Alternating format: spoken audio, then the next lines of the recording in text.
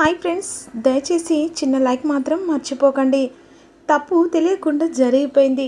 తనకు తెలియకుండా తప్పు జరిగినందుకు ఇంత పెద్ద శిక్ష వేస్తారని చెప్పేసి చాముండేశ్వరి ఇక అభిని అడుగుతుండగా, ఎక్స్క్యూజ్ మీ, విడాకులు కావాలంది మీరు, వీళ్ళిద్దరిని విడగొట్టాలి ట్రై చేసింది మీరు, ఆస్తి కోసం అఖిల్ని హారికని విడగొట్టాలనుకుంది మీరు, మాకంటే ముందు నీ కూతుర్ని బయటికి గెంటేశారు. ఇదన్నీ తప్పులు చేసి ఇక్కడికి వచ్చి ఇక తప్పంతా మాదన్నట్టుగా మాట్లాడుతున్నారని చెప్పేసి అభిరామ్ అడుగుతూ ఉంటారు. ఇప్పుడు వచ్చి న్యాయం అడుగుతున్నారేంటని చెప్పేసి అభిరామ్ అంటూ ఉండగా, అంటే మీరేం తప్పులు చేయలేరని చెప్పేసి చాముండేశ్వరి అంటుండగా, మేము చేసిన తప్పేంటి ఒక్కసారి చూపించండి, అసలు హారిక వెనుక కేసుకొచ్చిన మేము చేసిన పెద్ద పొరపాటు అని చెప్పేసి వసు అంటుంది. ఎన్ని తప్పులు చేసినా వెనుక కేసుకొచ్చాం, తలలో మార్పు వస్తుందని ఓపిక పట్టాం, కానీ తను తప్పుల వెనకాల తప్పులు చేసుకుంటూనే వెళ్ళిపోయింది. హారిక వసుపై కోపంగా చూస్తూ ఉండగా, తప్పులు అందరూ చేస్తారు వసు, ఇక్కడేం అందరూ అతిథులు కారని చెప్పేసి చాముండేశ్వరి అంటూ ఉంటుంది. తప్పులు ఎవరు చేశారని, ఎవరిని హేళనగా మాట్లాడుతున్నారని చెప్పేసి పావని అంటుండగా, ఎవరు ఎందుకు చేయలేదు, ఇంత కొడితే ఇక వసే తప్పు చేసింది, వసు తప్పు చేసిందా, అసలు ఏం మాట్లాడుతున్నారండి మీరు? లేదా ఎందుకంటే అభిని పెళ్లి చేసుకొని ఇక ఎవరో తెలియని కొడుకును కానీ ఈ ఇంటికి వారసుని చేయలేదా, తప్పు వసు చేసినట్టు కదా అని చెప్పేసి అంటుండగా, ఇక తప్పు చేసిందని మీరే అంటున్నారు, కానీ ఆ తప్పు వెనకాల హారిక తప్పు ఎంత ఉందో ఒక్కసారి మీరు గెంటేసినప్పుడు గుర్తు చేసుకోండి అని చెప్పేసి అభి కోపంగా అంటాడు. ఇక నా కూతురు చేసింది మీరు తప్పే అని అంటున్నారు, మరి మీరు చేసిన తప్పు వెనకాల ఎన్ని ఉన్నాయో అవన్నీ నేను కోర్టులో బయట వేయగలను అని చెప్పేసి చాముండేశ్వరి అభిని బెదిరిస్తూ ఉంటుంది. మీరు ఒకవేళ భరణం ఇయ్యకుంటే నేను అస్సలు ఊరుకోను, తన బతుక్కి ఒక దారి చూపించకుంటే నేను ఇక ఎట్టి పరిస్థితిలో ఊరుకోనని చెప్పేసి చాముండేశ్వరి బెదిరిస్తూ ఉంటుంది. మీరు భరణం కింద ఇక ఏదైనా ఆస్తి చూపించలేదు, నేను వెంటనే కోర్టులో కేసు వేస్తానని చెప్పేసి చాముండేశ్వరి అంటుండగా, అప్పుడు వెంటనే అఖిల్, వేయండి, నాకంటూ ఆస్తుంటే కదా తనకివ్వదానికి అని చెప్పేసి అఖిల్ అంటాడు. ఇప్పుడు సంపాదన లేకపోవచ్చు, ఏదో ఒకరోజు సంపాదిస్తావు కదా, అప్పుడు ఖచ్చితంగా తన వాట తనకు వస్తుంది కదా అని చెప్పేసి చాముండేశ్వరి అంటుండగా, అయితే నేను ఎప్పటికీ సంపాదించలేనని చెప్పేసి అఖిల్ అంటాడు. సంపాదించి దీని పేరు మీద ఆస్తి నేను రాయలేను, నా అన్నయ్యలు వదినలు నన్ను కూర్చోబెట్టి జీవితాంతం పోషించగలరా అని చెప్పేసి అఖిల్ అంట. మాట విని చాముండేశ్వరి హారిక ఒకసారి షాక్ అయి, అదే నా నీ ధైర్యం అని చెప్పేసి అంటుండగా, నా ధైర్యం నా సాహసం ప్రతి ఒక్కటి నా ఫ్యామిలీ అని చెప్పేసి అఖిల్ అంట. నువ్వు ఎన్ని రోజులు డబ్బు సంపాదించకుండా ఉంటావో, ఎన్ని రోజులు పెళ్లి చేసుకోకుండా ఉంటావో అది చూస్తానని చెప్పేసి హారిక అంటూ, నేను పెళ్లి చేసుకుంటే నువ్వు అడ్డుపడతావా అని చెప్పేసి అఖిల్ అంటుండగా, అందుకనే కదా ఇక పెళ్లి చేసుకునడానికి ఈ నందిని తీసుకొచ్చుకొని ఇంట్లో పెట్టుకున్నావు అని చెప్పేసి హారిక అంటూ, దీన్ని పెళ్లి చేసుకోవడం కోసం నా మీద నింద వేశారు, అంతేకాకుండా ఎలాగైనా నన్ను ఇక ఇంట్లో నుంచి గెంటేస్తే హాయిగా నందినిని పెళ్లి చేసుకోవడానికి ఇదంతా ప్లాన్ వేశారని చెప్పేసి హారిక అన్న మాటలకు ఒక్కసారిగా వసు కోపంతో హారిక చెంప పగల కొడుతుంది.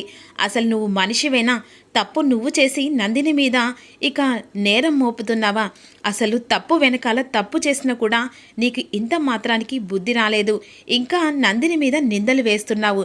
అయితే ఇప్పుడు చెప్తున్నాను విను హారిక, నువ్వు ఖచ్చితంగా పెళ్ళి నందినితోనే అని నువ్వు పుకార చేస్తున్నావు కదా, ఆ పుకార కాస్త నిజామే చేస్తాం, ఎందుకంటే ఖచ్చితంగా నీకు విడాకులు ఇచ్చిన తర్వాత అఖిల్కి నందినితో పెళ్ళి ఖచ్చితంగా చేస్తాం, అది 10 రోజులలో ఖచ్చితంగా చేస్తానని చెప్పేసి హారికకు ఒక్కసారిగా వసు మాటలు విని షాక్లో ఉండిపోతుంది.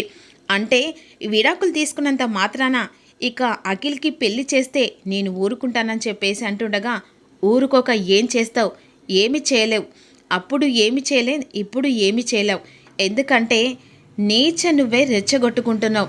అఖిల్ తన ఆలోచనలో తను ఉంటే నువ్వు నందిని మీద ఇక లేనిపోని నిందలు వేస్తున్నావు గనకనే నిజం చేయడానికి ఖచ్చితంగా నందినికి అఖిల్కి ఖచ్చితంగా పెళ్లి చేస్తామని చెప్పేసి అభిరామ్ అంటూ ఉంటారు.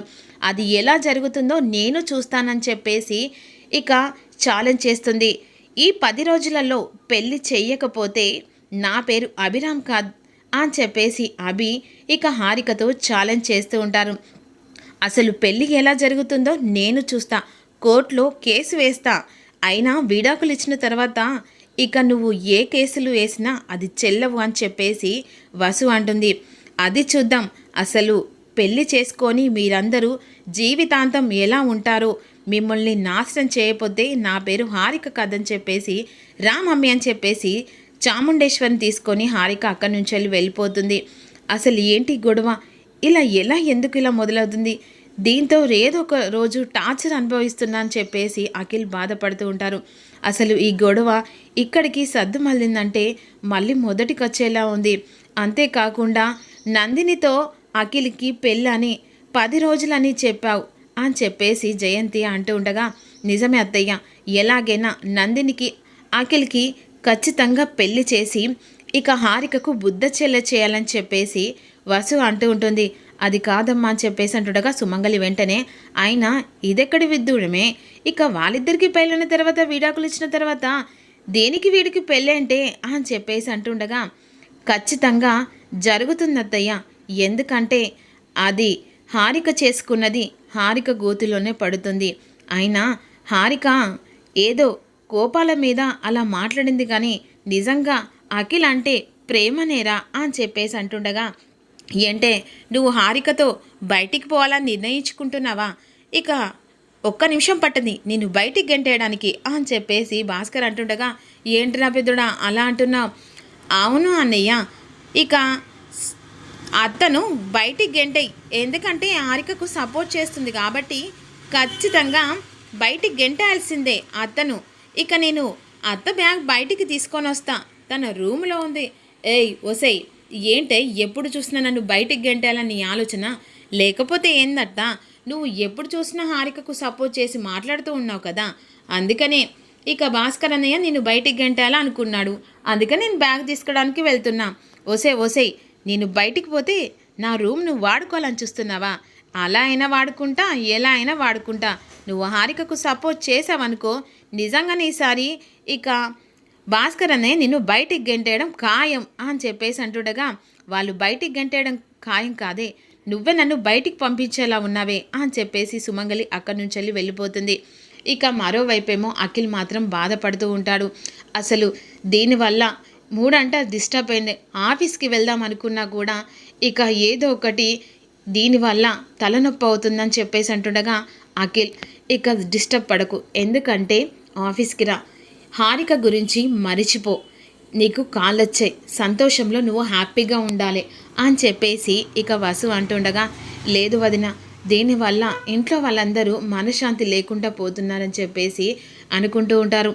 ఈలోపు మాత్రం స్కూల్లో ఇక పోయం గురించి అడుగుతుండగా, అప్పుడు బన్నీ క్లాస్మేట్స్ అందరు చెప్పిన తర్వాత కిట్టు పోయం చెప్పమంటే ఇక అలా కంగారు పడుకుంటూ చెప్తుండగా, ఇక నువ్వు పోయం చదవలేదా అని చెప్పేసి క్లాస్ టీచర్ ఇక గోడ కుర్చీ వేస్తుంది. అంటే మిస్, నైట్ నాకు కడుపు నొప్పి లేసింది, అందుకనే పోయం చదవలేదు. అయితే కడుపు నొప్పి లేసింది కదా, కడుపు నొప్పి మళ్ళీ తిరిగి వచ్చేదాకా నువ్వు గోడ కుర్చీ వేయి అని చెప్పేసి ఇక వెంటనే కిట్టుతోనే మిస్ గోడ కుర్చీ వేయించిన తర్వాత ఇక బన్నీ కాస్త రిక్వెస్ట్ చేస్తూ ఉంటారు.